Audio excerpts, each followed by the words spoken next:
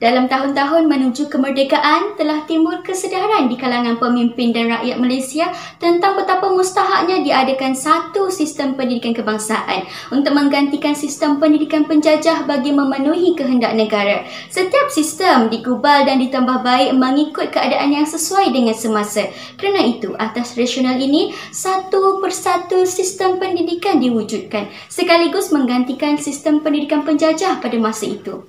Antara sistem pendidikan yang telah wujud selepas kemerdekaan dicapai ialah Laporan Razak pada tahun 1956, Laporan Rahman Talib 1960, Ordinan Pelajaran 1967, Laporan Jawatankuasa Kabinet pada tahun 1979 dan Pelan Induk Pembangunan Pendidikan PIPP.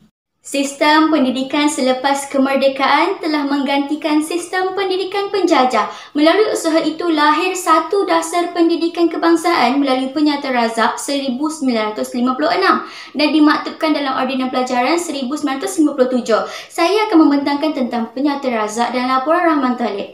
Penyata Razak ini turut merupakan cadangan pendidikan yang ditulis pada tahun 1996 sebagai salah satu usaha bagi membentuk Persekutuan Tanah Melayu. Kemudian dasar pendidikan ini telah disemak semula dalam tahun 1960 yang mana ia telah menghasilkan Laporan Rahman Talib. Laporan Rahman Talib ini kemudian dimaktubkan dalam Akta Pelajaran 1961, kemudian Ordinan Pelajaran pun wujud. Kemudian Jawatankuasa Kabinet pula ditubuhkan dalam tahun 1974 untuk mengkaji semula dasar pendidikan dengan tujuan untuk memperbaiki pelaksanaannya supaya matlamat untuk melahirkan satu masyarakat yang bersatu padu dan berdisiplin serta memenuhi keperluan tenaga rakyat yang terlatih bagi pembangunan negara dapat dicapai. Laporan Jawatankuasa ini telah diterbitkan dalam tahun 1979 turut dikenali sebagai Penyata Mahathir. Kedua-dua sistem ini akan diterangkan oleh rakan saya Fairul Nazifah. Kemudian rakan saya Farah Wahidah pula akan menerangkan mengenai Pelan Induk Pembangunan Pendidikan sekaligus membuat rumusan keseluruhan mengenai perbentangan pada hari ini mengenai Pelan Induk Pembangunan Pendidikan PIPP.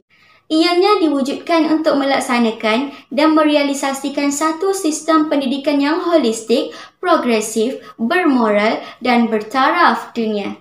Sebelum kita menganalisis sistem-sistem pendidikan yang telah menggantikan sistem pendidikan penjajah, saya akan secara sekali imbas menerangkan dan menyebut mengenai falsafah pendidikan kebangsaan dan elemen-elemen yang terdapat di dalam falsafah pendidikan kebangsaan ini agar pembentangan ini dapat dikaitkan serta dijelaskan dengan lebih baik. Falsafah pendidikan kebangsaan telah menjadikan kepercayaan dan kepatuhan kepada Tuhan sebagai teras dan dasar penjurusan segala aktiviti pendidikan. Bertolak dari falsafah pendidikan kebangsaan, keseluruhan struktur kurikulum pendidikan kebangsaan telah diubah suai agar setiap mata pelajaran sama-sama mendukung cita-cita FPK dengan menerapkan nilai-nilai murni sejagat.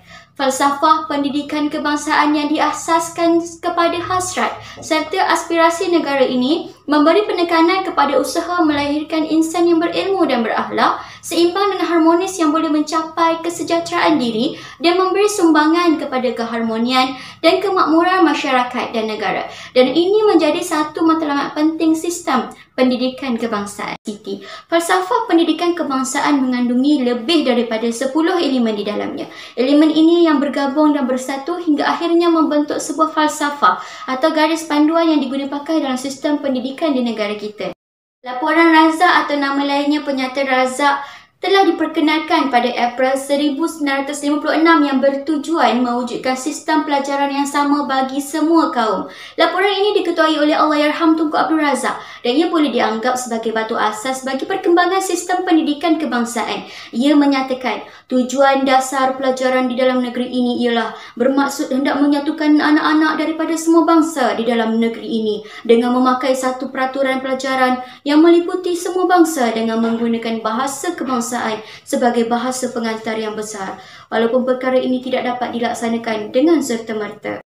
Penyata Razak ditubuhkan pada September 1995 dan jawatankuasa tersebut telah membentuk satu sistem pendidikan kebangsaan yang bersesuaian dengan aspirasi menyatupadukan penduduk berbilang bangsa, menjadikan bahasa Melayu sebagai bahasa kebangsaan, menjaga perkembangan bahasa dan kebudayaan kaum lain, mengkaji ordinal pelajaran dan membuat pindaan yang perlu.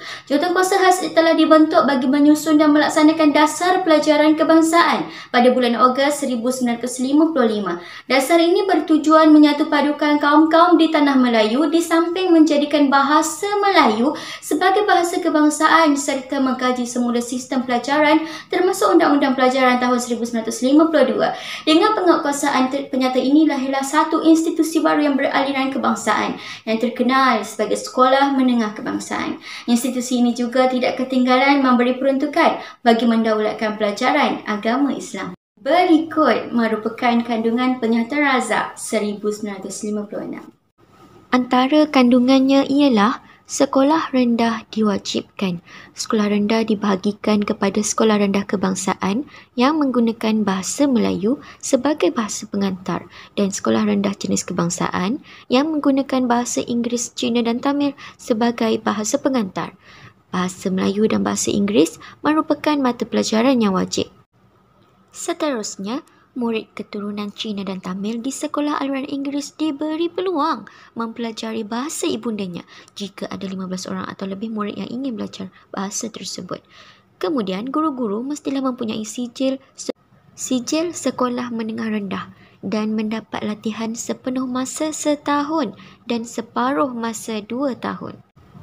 Sekolah menengah dibahagikan kepada 3 peringkat iaitu sekolah menengah rendah, sekolah menengah atas dan pra-universiti. Seterusnya yang ketiga, sistem peperiksaan. Sistem peperiksaan sekolah menengah rendah di peringkat tingkatan 3, peperiksaan bersama dan mesti lulus sijil rendah pelajaran bagi memasuki sekolah menengah atas. Bagi sekolah menengah atas pula, peperiksaan bersama di tingkatan 5 untuk memperolehi sijil Persekutuan Tanah Melayu yang sama taraf dengan Cambridge Overseas Certificate.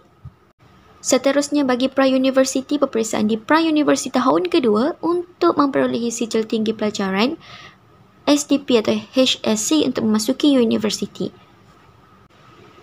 Sistem peperiksaan mengadakan sukatan pelajaran, sistem peperiksaan latihan perguruan dan sistem nazir yang sama. Dan yang keempat, pentadbiran pendidikan dijalankan secara berpusat. Penyata Razak ini dirangka adalah untuk menjadikan bahasa Melayu sebagai bahasa kebangsaan, bahasa perpaduan dan bahasa pengantar di sekolah agar perpaduan antara kaum dapat dieratkan. Kesannya kini bahasa Melayu telah berkembang dan majoriti rakyat boleh bertutur dalam bahasa Melayu. Penyata Razak ini bertujuan untuk memperbaiki lagi sistem pendidikan agar dapat mengurangkan jurang perbezaan antara kaum. Laporan ini juga merupakan pencetus untuk membentuk masyarakat yang bersatu padu dan berdisiplin. Penyata Razak melalui pendidikan kurikulum dan sukatan pelajaran yang seragam berjaya menyatupadukan masyarakat berbilang kaum di samping menerapkan sikap bertolak ansur dan memahami kehidupan pelbagai kaum. Penubuhan sekolah kebangsaan telah berjaya mencapai objektifnya iaitu mencapai perpaduan kaum. Pelajar sekolah belajar untuk memahami adat budaya, pemikiran dan perkara-perkara sensitif dalam sesebuah kaum. Sistem peperiksaan yang sama di semua sekolah juga telah membantu proses mewujudkan perpaduan kaum. Kaitan Penyata Razak dengan elemen dalam falsafah pendidikan kebangsaan. Melalui pelaksanaan Penyata Razak, elemen-elemen yang terdapat dalam falsafah pendidikan kebangsaan ini dapat dikenal pasti melalui penyataan cerangan dalam laporan Razak tersebut. Elemen pendidikan setiausaha berterusan dapat dikenal pasti ada melalui pelaksanaan penggunaan bahasa Melayu yang dimulakan melalui peringkat rendah hingga menang dan peringkat tinggi serta diserap masuk melalui sistem peperiksaan. Selain itu, elemen lain dapat dikenal pasti melalui pendidikan kurikulum dan sukatan pelajaran yang seragam. Melalui Penyata Razak ini, elemen memperkembangkan potensi individu dapat diwujudkan. Kemudian elemen insan yang seimbang dan harmonis. Kita sedia maklum, penubuhan sekolah kebangsaan menjadi pencetus untuk membentuk masyarakat yang bersatu padu dan berdisiplin. Laporan Rahman Talib dibentangkan di Parlimen dan diluluskan serta dikuatkuasakan dalam Akta Pelajaran 1961. Sejak itu, perkembangan pendidikan kebangsaan adalah berdasarkan polisi pendidikan kebangsaan yang tercatat dalam Akta Pelajaran 1961. Kandungan Laporan Rahman Talib 1960 merupakan hasil perubahan dan pindaan yang dibuat dari Laporan Razak. Kandungan laporan Rahman Talib pada tahun 1960. Hasil perubahan dan pindaan yang dibuat dari laporan Razak 1956. Yang pertama, pelajaran di sekolah rendah adalah percuma. Seterusnya, sekolah rendah menjadi sekolah kebangsaan dan jenis kebangsaan. Seterusnya, sekolah pelajaran lanjutan merupakan persekolahan hingga umur 15 tahun. Kemudian, seterusnya murid naik darjah secara automatik. Pelajaran agama Islam bagi murid-murid hendaklah sekurang-kurangnya 15 orang. Seterusnya, pendidikan akhlak dititik beratkan. Dan selepas itu, sistem pendidikan aneka jurusan ditubuhkan pada tahun 1965 bagi sekolah menengah rendah menggantikan sistem pelajaran lanjutan yang telah dihapuskan. Analisis kandungan penyata Rahman Talib dan implikasinya kepada pendidikan negara. Penyata Rahman Talib ini dirangka dengan tujuan untuk mengkaji pelaksanaan sistem pelajaran yang terkandung dalam penyata Razak. Seterusnya untuk melakukan penambahbaikan dan mengubah kandungan laporan mengikut situasi pendidikan pada masa itu. Antara kandungan yang dikaji semula oleh jawatan kuasa adalah tentang kedudukan mata pelajaran agama Islam, kedudukan bahasa kebangsaan dan peluang pendidikan. Isi dalam penyata Rahman Talib yang berhasrat untuk menjadikan bahasa Melayu digunakan sepenuhnya sebagai bahasa kebangsaan agar dapat berkembang menjadi bahasa yang moden dan mampu menjadi tunjang pembinaan negara bangsa yang maju dan berdaulat. Penyata Rahman Talib akhirnya dikubal menjadi Akta Pelajaran 1961. Kaitan laporan Rahman Talib 1960 dengan elemen dalam falsafah pendidikan kebangsaan. Terdapat 3 elemen yang boleh dikaitkan dengan laporan Rahman Talib ini. Yang pertama, perkembangan potensi secara menyeluruh dan bersepadu. Kedua, memperkembangkan potensi dan kedudukan individu insan yang seimbang dan harmonis. Kemudian melahirkan insan yang berkemampuan dari segi jasmani dan mampu memberi sumbangan kepada masyarakat. Seterusnya, elemen kepercayaan dan kepatuhan kepada Tuhan. Fokus untuk melahirkan insan yang teguh dari segi rohani, iaitu percaya dan patuh kepada Tuhan. Mencorak sikap moral yang baik, berakhlak mulia dan bertanggungjawab. Assalamualaikum warahmatullahi wabarakatuh. Saya Fairul Nazifah binti Muhammad Saleh, merupakan seorang pelajar PDPP KDC ambilan Jun 2021. Seterusnya kita lihat